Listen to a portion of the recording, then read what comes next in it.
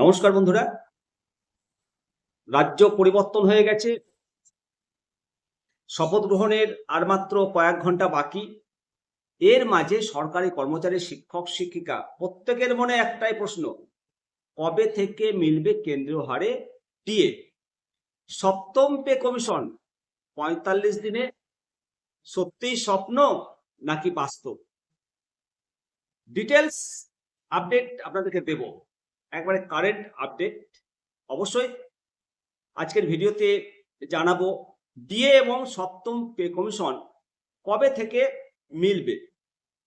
শেষ পর্যন্ত থাকুন ভিডিওতে, কারণ একেবারে শেষে আপনাদেরকে জানাবো যে সুপ্রিম কোর্টের মামলার চাঞ্চল্যকর আপডেট। বন্ধুরা, প্রথমে আপনাদেরকে জানাই যে সপ্তম পে কমিশন নিয়ে নির্বাচনী প্রতিশ্রুতি, বড় প্রতিশ্রুতি ছিল যে বাংলায় ক্ষমতায় এলে ৪৫ দিনের মধ্যে সপ্তম পে কমিশন লাগু করা হবে।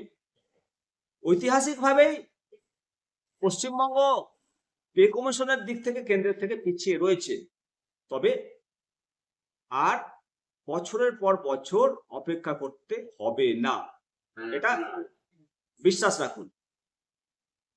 কেন্দ্র সরকার যদি অষ্টম বেতন প্রক্রিয়ার কাজ শুরু করে, তবে রাজ্য সরকারও সাথে সাথে সপ্তম বেতন কমিশন কার্যকর করার পথে হাঁটবে, এটা বিশ্বাস রাখুন।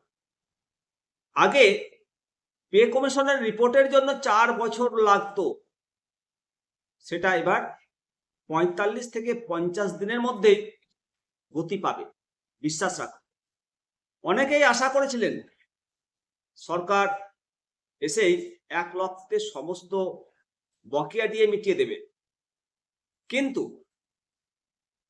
বাস্তবটা কি অতই সহজ?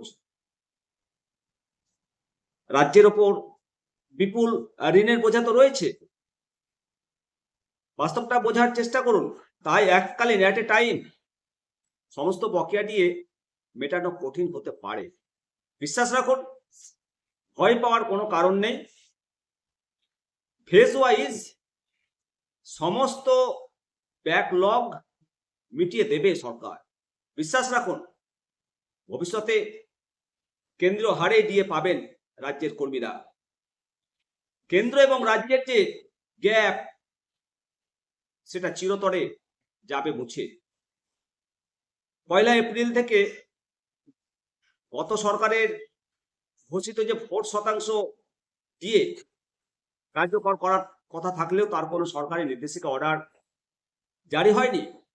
দ্বিধায় রয়েছে কর্মচারী, শিক্ষকগণ।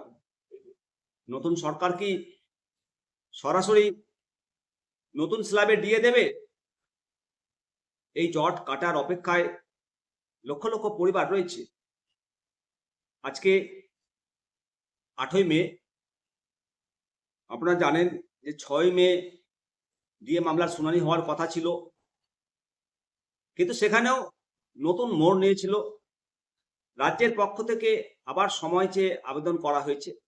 কেন এই বারংবার সময় চাওয়া?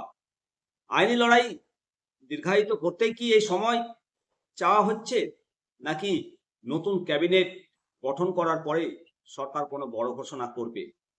নজর থাকবে বন্ধুরা আদালতের দিকে। সব মিলিয়ে বাংলার সরকারি কর্মচারীদের জন্য আগামী কয়েকটা সপ্তাহ অত্যন্ত গুরুত্বপূর্ণ।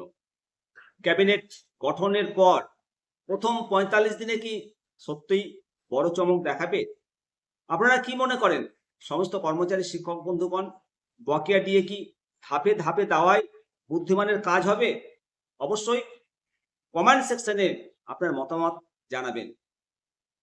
ভালো লাগলে লাইক করুন, সাবস্ক্রাইব করুন চ্যানেলকে, এবং সরকারি কর্মচারী, শিক্ষকদের স্বার্থে শেয়ার করে সবাইকে জানিয়ে দিন। অবশ্যই পরের প্রতিবেদনে আপনাদের সঙ্গে দেখা হবে। জয় শ্রীরাম, বন্দে মাতারাম, ভারত মাতা কি জয়।